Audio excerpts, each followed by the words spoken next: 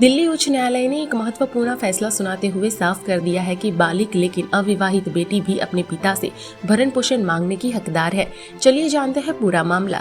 दिल्ली उच्च न्यायालय ने कहा है कि बालिग अविवाहित बेटी अपनी मां के साथ मिलकर धारा 125 सीआरपीसी के तहत पिता से भरण पोषण की मांग कर सकती है, भले ही उसका स्वतंत्र कानूनी अधिकार हिंदू दत्तक ग्रहण और भरण पोषण अधिनियम की धारा 20 के तहत उत्पन्न होता हो। मामला तब शुरू हुआ जब पारिवारिक न्यायालय में मां और बेटी दोनों को 45,000 रुपए प्रति माह का अंतरिम भरण पोषण देने का आदेश दिया। पिता ने पत्नी के भरण पोषण पर तो आपत्ति नहीं की, लेकिन कहा कि बालिग बेटी सीआरपीसी की धारा 125 के तहत दावा नहीं कर सकती क्योंकि वह नाबालिग या विकलांग नहीं है। लेकिन उच्च न्यायालय ने यह तर्क खारिज कर दिया।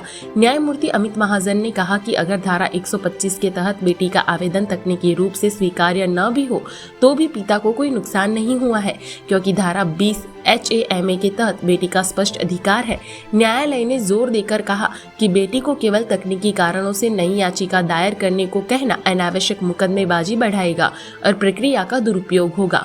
अंत में अदालत ने पिता की याचिका खारिज कर दी और यह दोहराया कि अविवाहित, बेरोजगार और स्वयं अपना भरण पोषण न कर सकने वाली वयस्क बेटी पिता से भरण पोषण पाने की पूरी हकदार है। आपको यह जानकारी कैसी लगी, कमेंट बॉक्स में जरूर बताएं।